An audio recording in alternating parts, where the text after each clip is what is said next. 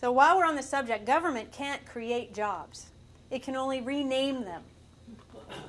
When government takes your hard-earned money to pay the salaries for the jobs they create, it's confiscating money that you would have spent on growing your business or purchasing goods or services. Whether you would have spent those dollars on a book or a meal out or a laptop, you would have been contributing those dollars to pay for someone else's job. If you would have donated those dollars even to a food bank, say, your 100% donation would have gone much farther than if the government had taken it and schlepped it through layers of bureaucracy, decreasing its value at each step of the way. And even if your purchase was manufactured in another country, American jobs still benefited from your purchase because that product didn't magically land in your lap. There were truckers, packagers, shopkeepers, and many other Americans who were involved in that transaction. Not to mention the people overseas who benefited from your purchase will probably buy some American items with their money, or at least they won't need as much aid. Your money represents hours of your finite life. Therefore, money equals life, and tax equals life. For government to take this by force, to pay for things that can be provided more efficiently by the private sector, is immoral.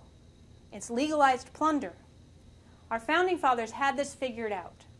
That's why in the Constitution they listed only about 20 responsibilities that the federal government should be concerned with.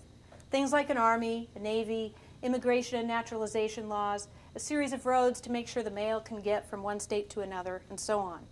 You can refresh your memory of this list on constitution.org if you don't have a paper pocket copy of the Constitution already. And I recommend you get a paper pocket copy, too, because who knows? What if they shut down the internet? Which I doubt would happen. But hey, it happened in part of China when those Uyghurs were revolting. I was watching that quite carefully. And they did shut down part of the internet so that the Uyghurs couldn't pay attention.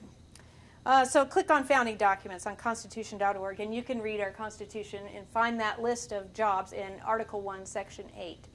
And to make sure we understood and wouldn't make the mistake of adding to that list, the founders specifically added the 10th Amendment, which says the powers not delegated to the states respectively, or sorry, not delegated to the United States by the Constitution, nor prohibited by it to the states, are reserved to the states respectively or to the people, period.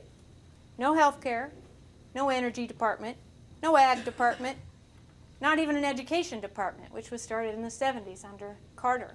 All of that was deliberately left to the states or to the people. And haven't we seen that when government gets into an area it has no constitutional business being in, it gets bogged down in waste and inefficiency? Now here's some encouraging news. We can all use some encouraging news, can't we? There's a big movement with state legislatures and with upcoming candidates for legislatures to uphold the 10th Amendment. And this is how we will stop harmful federal legislation from affecting our state, whether it's job-killing cap and trade, nationalized government health care, or federal education requirements that take time and money from our schools. Here's a few examples of what's been happening. Minnesota, Michigan, Arizona, and Florida have already introduced resolutions to nullify a federal health care plan from affecting their states. How about that? In Arizona, it already passed both the House and the Senate and will be presented to the voters in 2010. Indiana, New Mexico, North Dakota, and Wyoming are also considering nullifying national health care laws through the 10th Amendment.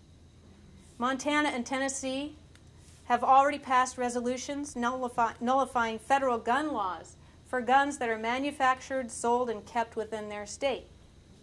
And Pennsylvania is considering similar resolution. This is particularly interesting since Governor Schwarzenegger signed into law just recently on October 12th a requirement that all guns and ammo sold in California be registered. And similar legislation has been introduced at the federal level. Nullification using the 10th Amendment has been used successfully before. Remember the Real ID?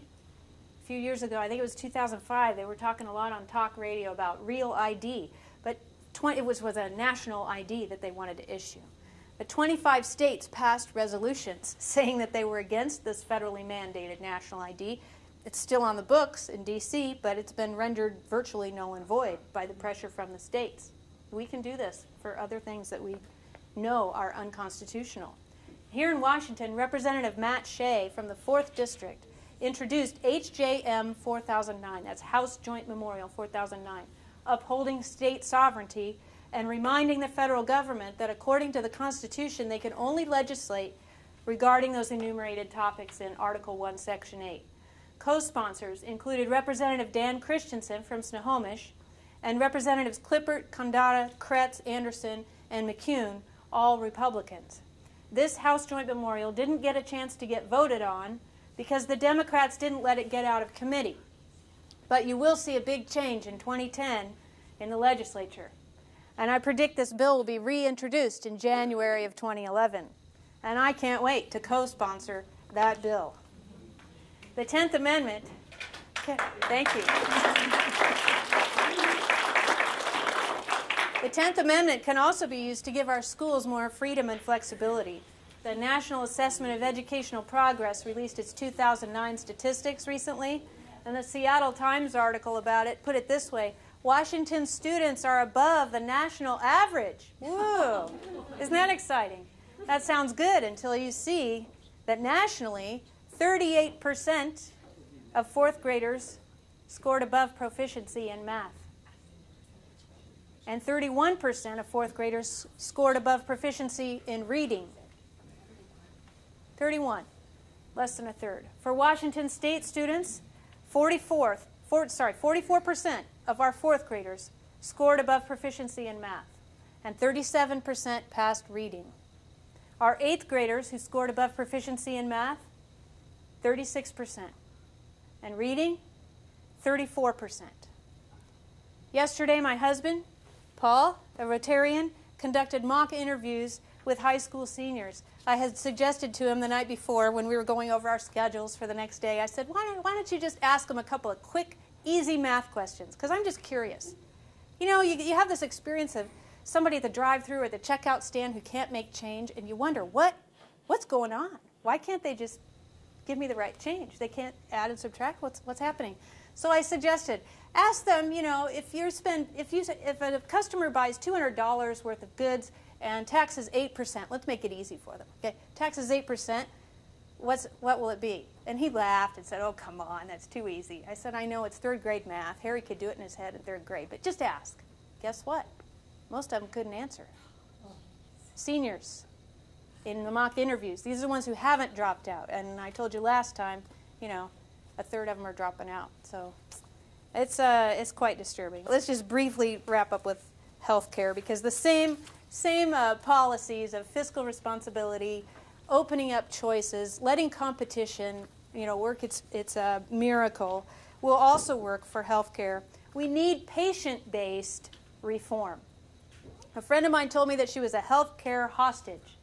She said she went for many years without health care coverage by choice, she said. But recently decided she needed coverage just in case. But what she wants, this is in her words, is collision, not comprehensive. She only wants insurance for catastrophic instances, and she's quite willing to pay out of pocket for everything else. But it's impossible with our current system.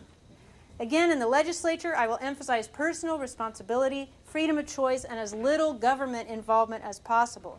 First, as I mentioned, the 10th Amendment could be used to block unconstitutional intrusion, and then Washington can increase health care competition and lower costs by allowing us to shop across state lines. There are 1,300 health care companies in the U.S., but King County is only allowed to work with 4, and Snohomish County, I believe it's 9. I'll support better protections for our doctors from frivolous lawsuits, which are driving up costs for all of us. I'll support a decrease in regulation so patients can choose from a smorgasbord of optional coverage, paying only for what they want covered. And health savings accounts will also put more control back in the hands of the patient. All that, with policies in place like the ones I've laid out for the economy, education, and healthcare, my district and Washington State will boom. Freedom will flourish, the economy will be re-energized, and healthcare will become more affordable. I've met other candidates in other districts who are determined to work hard to help Washington State by returning power to the people. So I thank you for your time, and I ask you for your support.